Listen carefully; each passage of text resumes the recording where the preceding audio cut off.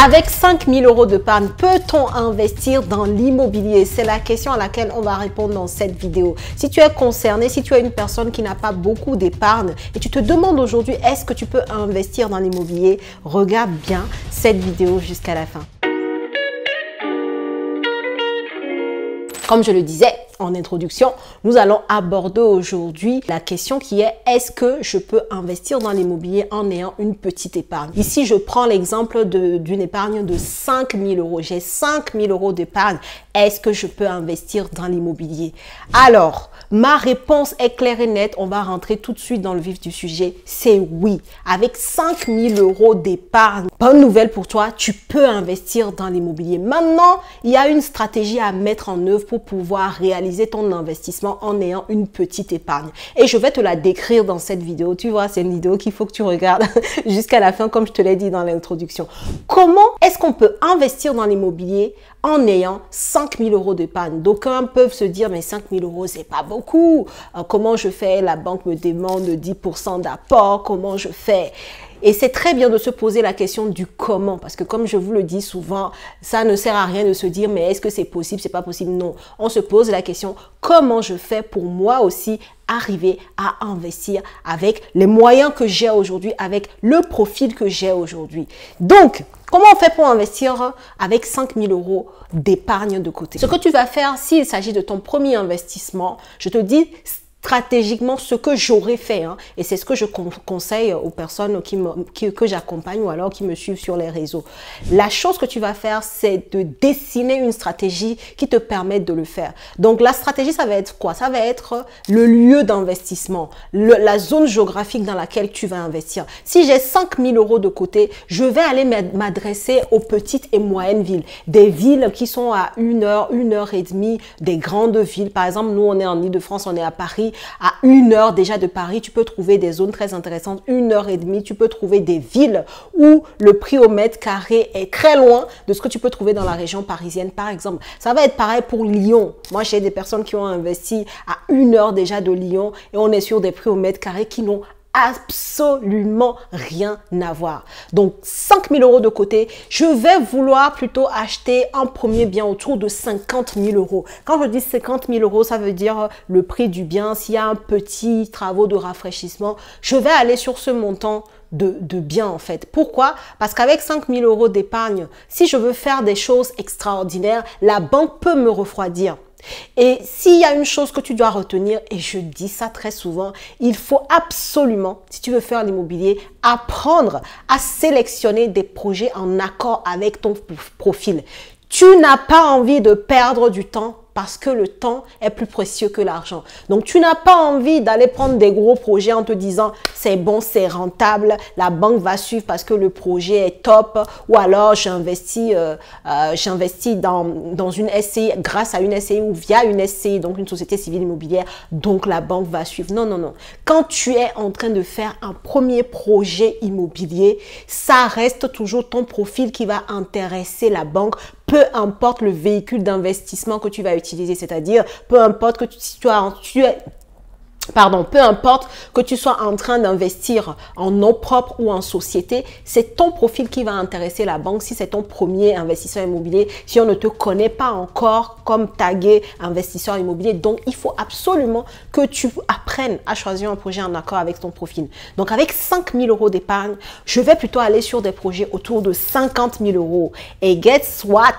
C'est pas choisi comme ça à la sauvette, c'est parce que 50 000 €, si tu fais 10% de 50 000 €, ça fait 5 000 €.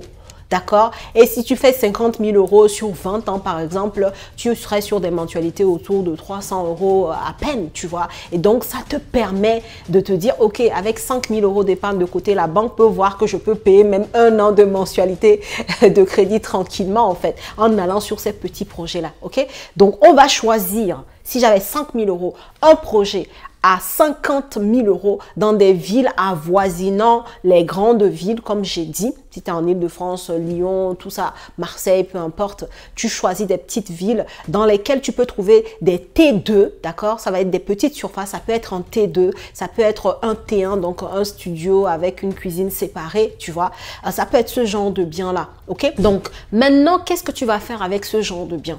Puisque l'idée pour nous, c'est que même si tu as au démarrage de ton processus d'investissement immobilier, ou en tout cas de ton cheminement, de ta vie d'investisseur immobilier, il faut quand même se dire qu'on est en train de faire un premier projet qui va permettre de faire d'autres projets par la suite. Et donc, ce que tu vas faire quand tu es sur des petites surfaces, le studio 20 mètres carrés ou un petit T2 à 35-40 mètres carrés, le tout à 50, allez, 60 000 euros, grand max de projet, eh ben, tu vas maintenant sélectionner, écoute bien, sélectionner la stratégie d'exploitation pour maximiser la rentabilité de ton bien. Donc, si tu as un studio ou un T2 dans ces prix-là, ce que tu vas faire, au lieu de te dire, je vais l'exploiter en location classique en nu, toi, tu vas plutôt aller sélectionner soit la location meublée à l'année, je veux dire, c'est le minimum syndical que tu puisses faire. C'est-à-dire, si tu veux pas trop te mouiller, tu choisis de faire la location meublée à l'année. Ok? Ça, c'est la première solution. La deuxième solution d'optimisation de l'exploitation de ton bien, ça peut être de t'adresser par exemple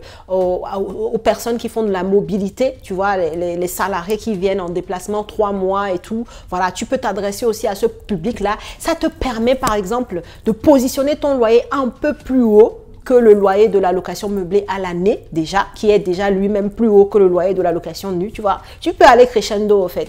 Donc, tu choisis plutôt ce profil de personne pour augmenter un peu ton loyer. Et maintenant, si tu veux aller encore plus loin dans la recherche de la rentabilité sur ton premier investissement, tu vas aller taper fort et tu vas faire là de la location courte durée, de la location saisonnière, tu vas vendre de la nuitée. Et je peux te le garantir, si tu es sur des petites surfaces, que ce soit du studio, du T2, tu vois, là où tu ne peux pas mettre plusieurs personnes en soi, si tu veux maximiser la rentabilité, il n'y a rien d'autre, je dis bien, il n'y a rien d'autre de plus rentable sur la petite surface que la location saisonnière ou la location courte durée.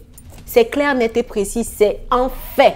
Parce que tu vends la nuitée, tu ne vends plus la semaine, tu ne vends plus le mois, tu vends de la nuitée. Donc évidemment, quand tu feras ta somme, tu seras beaucoup plus rentable et tu dégageras beaucoup plus de cash flow si tu allais sur de la location courte durée.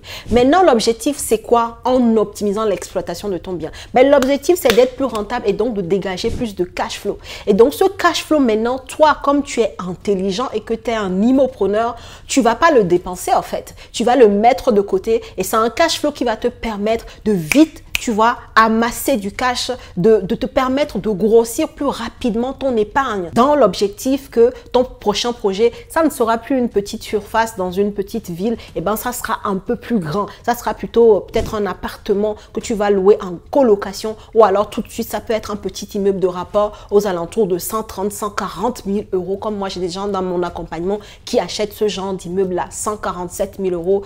Si tu me suis sur Instagram, ceux qui ne me suivent pas sur Instagram, vraiment désolé. Si tu me suis sur Instagram, tu m'as déjà vu poster des gens qui réussissent. Enfin, voilà, je poste très souvent des réussites de personnes que j'accompagne. Donc, tu peux aller ensuite sur ce genre de projet-là pour encore aller chercher de la rentabilité et ensuite encore comme ça, petit à petit, toi aussi grossir ton parc immobilier. Est-ce que tu suis le raisonnement? Donc, on n'est pas là à attendre de rassembler une grosse somme pour se dire voilà, moi c'est bon, maintenant j'ai 20 000 euros de panne, c'est bon, maintenant je vais aller attaquer l'immeuble de rapport, je vais aller attaquer ce grand investissement là. Non, en fait, on commence par ce qu'on a, en fait, on commence par le profil qu'on a aujourd'hui et maintenant on fait en sorte que ce commencement soit le plus réussi possible. Et parce que tu auras réussi ton premier investissement, peu importe ce que tu as acheté en fait, peu importe que ce soit un petit studio, un petit appartement, une petite colocation, si ton premier investissement est réussi, tu t'ouvres la porte,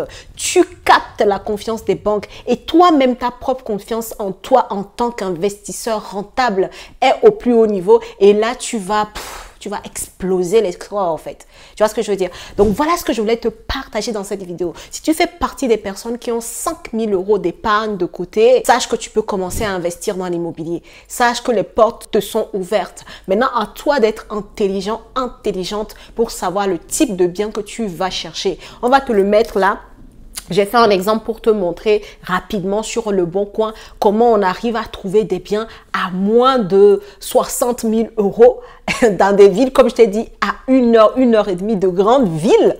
C'est un truc de dingue. Tu vas regarder à côté et tu vas le voir en fait. Donc toi aussi, peu importe là où tu habites, finalement, tu peux le faire. Si tant est que tu veux te bouger en fait, que tu veux y arriver, tu peux le faire. Ok? Si la vidéo t'a plu, je t'invite à la liker, à la partager. Si tu as un projet qui te tient à cœur et que tu es prête à passer à l'action. Parce que moi, les gens que j'accompagne, c'est des gens qui sont motivés. Je veux des déterminés en fait. Je veux des gens qui ont soif de liberté financière, de sérénité financière, qui vont quelque part. Donc oui, j'insiste là-dessus. Si tu es prêt et tu sais que tu veux investir dans l'immobilier, mais qu'il te manque peut-être quelqu'un à côté de toi, il te manque du réseau, il te manque de la connaissance, prends rendez-vous avec nous pour échanger déjà sur ton projet et voir si ça match entre toi et nous, et en fonction, on pourra avec grand plaisir t'accompagner à être efficace dans ton projet et à aller taper fort tout de suite grâce à ton premier bien immobilier rentable.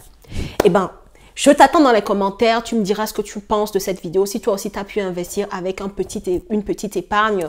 Bref, donne tes impressions et surtout n'oublie pas de partager la vidéo parce que ça peut toujours aider quelqu'un d'autre. Je te souhaite une très bonne journée, très bonne soirée en fonction de quand tu regardes cette vidéo et je te dis à la prochaine vidéo.